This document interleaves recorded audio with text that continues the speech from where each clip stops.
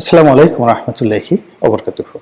সম্মানিত দর্শক, আজকের যে শিরোনামটি মূলত তারেক রহমান সাহেবকে উদ্দেশ্য করে, যদিও পুরো বক্তব্য তারেক রহমান সাহেবকে নিয়ে আবর্তিত হবে, তবুও তার মধ্যে বাংলাদেশের ইতিহাস থাকবে এবং আমরা যারা বাংলাদেশের সাধারণ মানুষ আগামীতে আমরা কী ধরনের বহু রাজনৈতিক যে চক্রান্ত, আন্তর্জাতিক চক্রান্ত, সেই চক্রান্তের খপ্পরে পড়তে যাচ্ছি, সে বিষয়গুলো আমি আমার দৃষ্টি থেকে যতটুকু দেখছি সেই বিষয়গুলো খোলামেলাভাবে উপস্থাপন করব।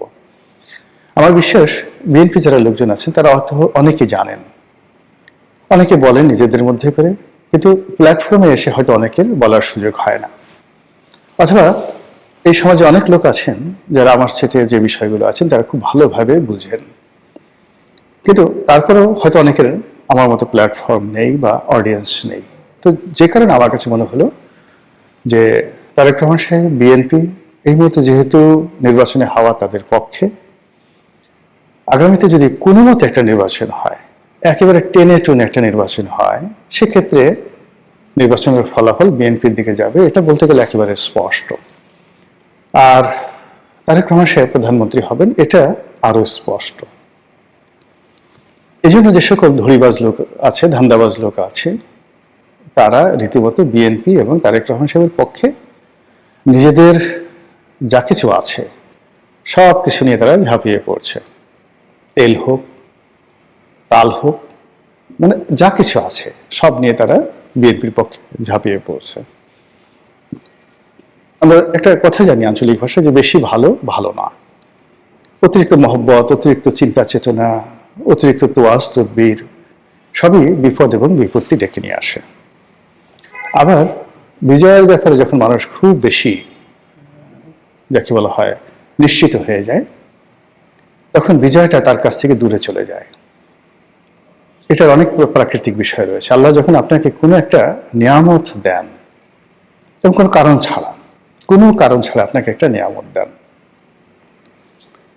এবং সেই নিয়ামতের মর্যাদা দেওয়ার মতো মন মানসিকতা যদি না থাকে, মর্যাদা দিতে যদি ব্যর্থ হন এবং কৃতজ্ঞ না থাকেন, ও আম্মা বিনিয়ামতে রব্বিকা ফাহাদিস, এই নিয়ামত আপনার জন্য লায়াবিলিটিস হয়ে যায়। এখন এই সময়টিতে যারা রাষ্ট্র ক্ষমতায় আছেন এবং আগামীতে যারা রাষ্ট্র ক্ষমতায় আসবেন, তারা টু দি পয়েন্টে বলতে পারবেন না যে আমাদের এই কর্মের কারণে জনগণ খুশি হয়ে আমাদেরকে ভোট দেবে, অথবা আমাদের এই কর্মের কারণে আল্লাহ রাব্বুল আলামিন একটি সম্প্রদায়কে সরিয়ে আমাদেরকে আমাদের সুকর্মের জন্য, ভালো কর্মের জন্য আমাদেরকে রাষ্ট্র ক্ষমতায় বসাবেন। তাহলে এখন যে পুরো বিষয়টি রয়েছে আল্লাহর ইচ্ছার উপর। আল্লাহ দয়া করে একটা সুযোগ দিয়েছেন কারোর জন্য, আর সেই সুযোগগুলো কাজে লাগানোর জন্য যে আধ্যাত্মিকতা দরকার, যে ভালো মানুষই দরকার, যে নির্লোভ মন দরকার, সুষ্ঠু চিন্তা দরকার, এগুলো যদি না হয় এই নিয়ামতগুলো বুমেরাং হয়ে যাবে।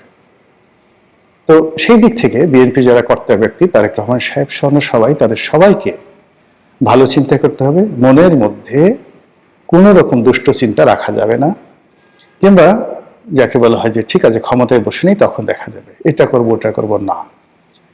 অ্যাবসলিউটলি ক্ষমা সুন্দর দৃষ্টিতে দেখে মুহাম্মদ রাসূলুল্লাহ সাল্লাল্লাহু আলাইহি ওয়াসাল্লাম মক্কা বিজয়ের পরে যে উদারতা দেখিয়েছিলেন, ঠিক সেই উদারতা যদি বিএনপির নেতা এবং কর্মীরা ধারণ না করতে পারেন, তাদের এই বর্তমান যে নিয়ামতটি, এটি বুমেরাং হয়ে যাবে, যেভাবে গত 17 মাসে সমন্বয়কদের, ছাত্রদের, জামাতের অনেক নিয়ামত তাদের জন্য বুমেরাং হয়ে পড়েছে। এ গেল আধ্যাত্মিকতা বা প্রাকৃতিক। এখন রাজনৈতিক বিষয়গুলো বলি। কঠিন বাস্তবতা হলো যে এই মুহূর্তে বিএনপির কোনো বন্ধু নেই। এমনকি বিএনপি যাদেরকে জোট সঙ্গী হিসেবে মনোনয়ন দিয়েছে, তাদের কারোর সঙ্গেই বিএনপির দীর্ঘদিনের বিশ্বাসযোগ্য বন্ধুত্ব নেই, এবং এদের অনেকের সঙ্গে, জামাতের অনেকের সঙ্গে আওয়ামী লীগের এত ভালো সম্পর্ক ছিল যে সম্পর্কটা বিএনপির সঙ্গেও তাদের কখনো হয়নি।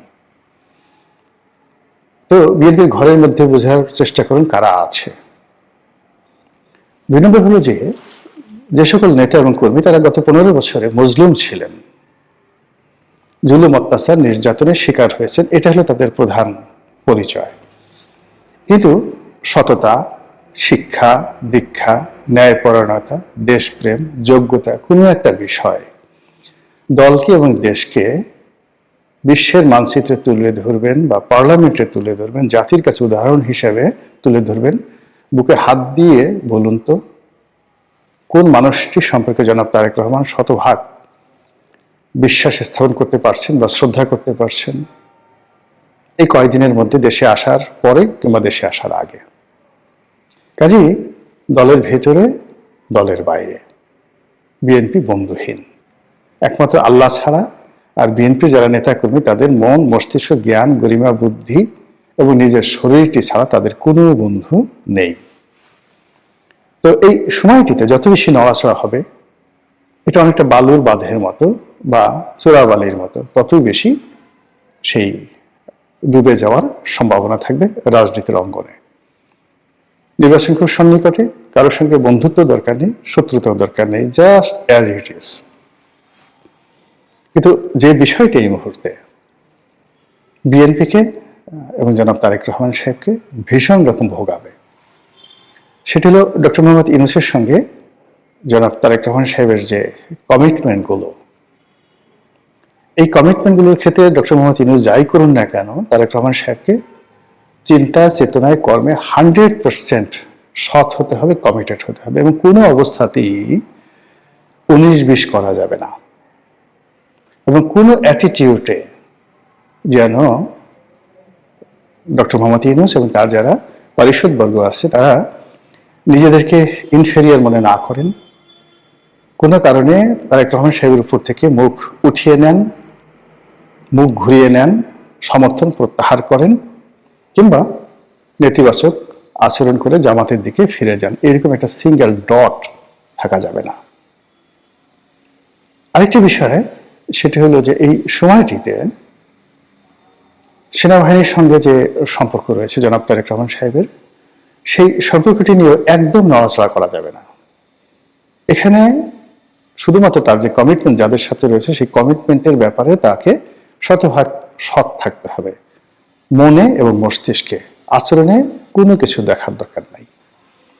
এখন যেভাবে তারেক রহমান সাহেবের সঙ্গে দেখা করার জন্য সব মানুষ ছুটছে এবং তাকে যেভাবে সুপ্রিয়ার বা সুপ্রিম কমান্ডার বানানোর জন্য যে লোকজন চেষ্টা করছে, এতে করে তারেক রহমান সাহেবের যারা বন্ধু, যারা তাকে আহ্বান করে বাংলাদেশে যারা লোকজন তাকে এনেছেন, ভরসা দিয়েছেন, স্পষ্টতই তাদের একটা বিরাট অংশ নিজেদেরকে ইনফেরিয়র মনে করছেন। সামনের দিনগুলোতে এটাকে কাটিয়ে উঠতে হবে এবং জনগণের প্রতি নির্ভর করতে হবে এবং তাতে যা হয় তাই হবে। কিন্তু কোনো অবস্থাতেই যারা তাকে আহ্বান করে এনেছেন, যাদের সঙ্গে তার একটা সমঝোতা হয়েছে, তাদের মনে ন্যূনতম সন্দেহ তৈরি করা যাবে না। থার্ড যে বিষয়টি সবচেয়ে মারাত্মক, এখানে আপনি দেখুন যে ক্ষণে ক্ষণে দিল্লির সঙ্গে ওয়াশিংটনের যে সম্পর্ক, সেই সম্পর্কটি যাকে বলা হয় খারাপ হচ্ছে, আবার ভালো হচ্ছে। তো এক্ষেত্রে আমি জানি না যে বাংলাদেশে যে মার্কিন যুক্তরাষ্ট্রের ডিপ স্টেট পলিসি, যার প্রেক্ষিতে শেখ হাসিনা ক্ষমতাচ্যুত হয়েছে, সেই পলিসির যারা কুশীলব তারা এই মুহূর্তে কি করছেন, কি ভাবছেন। এই ডিপ স্টেট পলিসি যারা লোকজন রয়েছেন তাদের সঙ্গে কি ডোনাল্ড ট্রাম্পের আসলে সম্পর্ক আছে কিনা, বা ডোনাল্ড ট্রাম্প বাংলাদেশের যে পরিবেশ, পরিস্থিতি, রাজনীতি, এটি কি সরাসরি নিজে হ্যান্ডেল করতে চাচ্ছেন, নাকি ডিপ স্টেট থিওরির মাধ্যমে পরিচালনা করতে চাচ্ছেন, নাকি তার যে পূর্বসূরি জো বাইডেন সরকার বা ওবামা সরকার তাদের মতো করে ভারতের দিল্লির চোখ দিয়ে দেখতে চাচ্ছেন, এটা জনাব তারেক রহমান সাহেবকে খুব সতর্কভাবে বুঝতে হবে।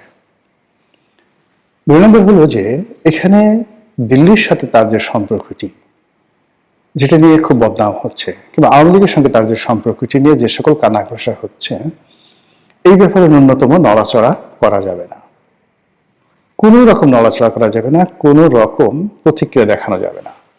কারণ কি? এই কারণে ডোনাল্ড ট্রাম্প একবার দিল্লির দিকে ঝুঁকছেন, এত আনপ্রেডিক্টেবল, একটু পরে আবার মোদিকে আক্রমণ করতে চাচ্ছেন। এবং সেই যে ভেনেজুয়েলার প্রেসিডেন্টকে ধরে নিয়ে যাওয়ার পর তার অহংকার এতটা বেড়ে গেছে, সে এখন ডেনমার্কের যে ভূমি গ্রিনল্যান্ড এটা অধিকার করতে চাচ্ছেন। সে এখন ন্যাটো থেকে আমেরিকার সৈন্য প্রত্যাহার করতে চাচ্ছেন। সে কানাডা দখল করতে চাচ্ছে, মেক্সিকো দখল করতে চাচ্ছে, তারপর কলম্বিয়া দখল করতে চাচ্ছে, কিউবা দখল করতে চাচ্ছে, ভারতকে খোঁটা দিচ্ছে এবং নরেন্দ্র মোদীকে তার সে সাহায্য করতে চাচ্ছে। তো কাজেই এখানে যদি ডোনাল্ড ট্রাম্পের সাথে, ডিপ স্টেটের সাথে, আমেরিকার সাথে তারেক রহমান সাহেবের কোনো সমঝোতা থাকে, সম্পর্ক থাকে এবং এটা দিল্লি টের পায়, দিল্লি মুহূর্তের মধ্যে রিভার্স হয়ে যাবে। আবার দিল্লির সঙ্গে যদি তারেক রহমান সাহেবের কোনো যোগাযোগ থাকে, এটা যদি আমেরিকা টের পায়, তাহলে ডোনাল্ড ট্রাম্প কি করতে পারে আপনি বুঝতে পারেন। ফলে এখানেও তাকে যথেষ্ট প্রজ্ঞা নিয়ে, বুদ্ধি নিয়ে, মেধা নিয়ে পুরো পরিস্থিতি তাকে মূল্যায়ন করতে হবে, তারপর নড়াচড়া করতে হবে। এবং এখন যেটা ডেইলি স্টারের যে সম্পাদক যে কথাগুলো বলছেন যে মত প্রকাশের স্বাধীনতা দূরের কথা, বেঁচে থাকাটাই তো এখন সমস্যা হয়ে দেখা দিয়েছে। তারেক রহমান সাহেব এবং বিএনপির এখন যে অবস্থা, বাইরে থেকে আপনারা দেখছেন ক্ষমতায় আসবে, প্রধানমন্ত্রী হবে, এটা একটা সাইড। কিন্তু ডার্ক সাইডটা হলো যে অসংখ্য ঝুঁকি একেবারে ঝড়ের মতো করে জনাব তারেক রহমান সাহেব এবং বিএনপিকে গ্রাস করার জন্য চারিদিকে যেভাবে ওত পেতে আছে, পান থেকে চুন খসলেই পুরো দল এবং এই দলের অসংখ্য নেতাকর্মী রীতিমতো কৃষ্ণ গহ্বর, যেটাকে আমরা বলি ব্ল্যাক হোল, সেই ব্ল্যাক হোলের মধ্যে পড়ে যাবে, এতে কোনো রকম সন্দেহ নেই। সেক্ষেত্রে নির্বাচন, তারপরে জয়লাভ করা, তারপরে প্রধানমন্ত্রী হওয়া, এই জিনিসগুলো সেকেন্ডারি হয়ে যাবে। প্রথম সমস্যা হবে প্রাণ বাঁচানো এবং অস্তিত্ব রক্ষা করা। এবং আওয়ামী লীগ জমানাতে তাদের যতটুকু ছিল সেটাও এখন এই যে নতুন যে একটা ঝুঁকির মধ্যে পড়েছে, সেই ঝুঁকির কারণে সেটি আরো ভয়ঙ্কর হয়ে পড়েছে।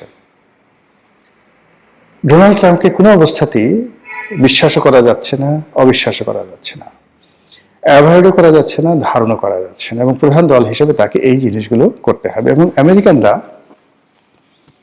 এতটা কান কথা শুনে অবাক হয়ে যাবেন যে স্বয়ং ডোনাল্ড ট্রাম্প, এই বাংলাদেশে দেখা গেল যে ওই যে ভাইরাল সিদ্দিক আছে, এখন ভাইরাল সিদ্দিকের সঙ্গে যদি আমেরিকার কোনো সিআইএর কর্মকর্তার সম্পর্ক থাকে এবং এরা এই ভাইরাল সিদ্দিকের কথা সুন্দরভাবে লিখে রিপোর্ট করে তারা ডোনাল্ড ট্রাম্পের কাছে পৌঁছে দেবে এবং ডোনাল্ড ট্রাম্প সেই রিপোর্টের ভিত্তিতে সিদ্ধান্ত নেবে। এই হলো আমেরিকার, আমরা বাইরে থেকে যত তাকে সিস্টেমেটিক মনে করি, এটা ক্ষেত্র বিশেষে, কিন্তু বেশিরভাগ ক্ষেত্রে তারা যে সকল এজেন্সির মাধ্যমে কথা বলে, যে সমস্ত লোকজনের মাধ্যমে কথা বলে, তাদের যে সকল এজেন্ট রয়েছে, দালাল রয়েছে, ফড়িয়া রয়েছে, তাদের নীতি নৈতিকতার মান এতটা নিচু পর্যায়ের এবং সেই সকল লোকের উপর নির্ভর করে আমেরিকা এই পৃথিবীতে যে অশান্তি করেছে যাবৎকালে এবং তারা নিজেদের অর্থ যত নষ্ট করেছে, এটা পৃথিবীর অন্য কোনো দেশ রাষ্ট্র করেনি। একটা রাষ্ট্র কেবল নিজেদের দেশের জনগণের কাছে $13 ট্রিলিয়ন দেনা আছে। 1000 বিলিয়নে 1 ট্রিলিয়ন, 1 বিলিয়নে 12,000 কোটি টাকা।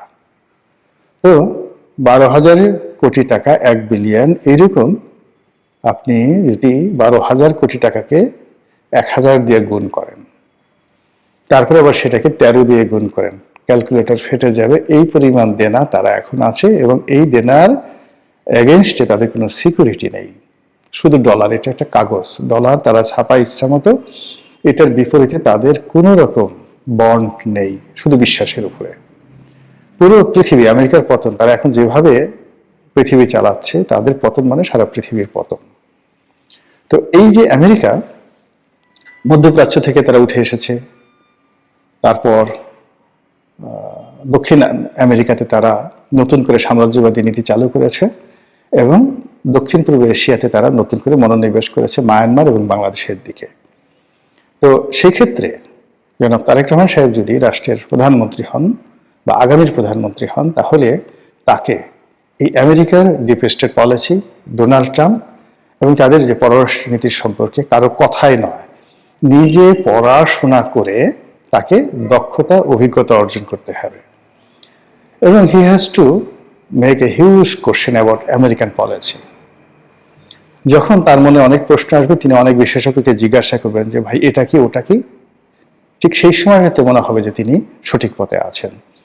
কিন্তু আমি 1 ঘন্টা বুঝিয়ে আসলাম, আর একজন 1 ঘন্টা বুঝিয়ে আসলো, তার কাছে এটার 2 পয়সার মূল্য থাকবে না এবং তার ব্রেন এটা ধারণ করতে পারবে না। কিন্তু তুমি যদি নিজে সেই বাংলাদেশ আমেরিকার সম্পর্ক, আমেরিকার সাথে ভারতের সম্পর্ক, ভারতের সাথে বাংলাদেশের সম্পর্ক এবং এইগুলো এই মুহূর্তে গত সেই শেখ হাসিনার সেই 2019 সন থেকে তার জীবনকে কিভাবে তছনছ করে দিয়েছে ভারত এবং আমেরিকা, এই বিষয়গুলো যে আরো 3 গুণ মারাত্মক হয়ে জনাব তারেক রহমান সাহেবের উপর ধেয়ে আসছে বা মানে তার দিকে ধেয়ে আসছে, এটা তিনি বুঝে যদি নিজের জন্য, দলের জন্য সিদ্ধান্ত নিতে পারেন, তিনি উপকৃত হবেন, দল উপকৃত হবে এবং আমরাও উপকৃত হবে। আল্লাহ আমাদের সবাইকে হেদায়েত দান করুন এবং হেফাজত করুন। আসসালামু আলাইকুম ওয়া রাহমাতুল্লাহি ওয়া বারাকাতুহু।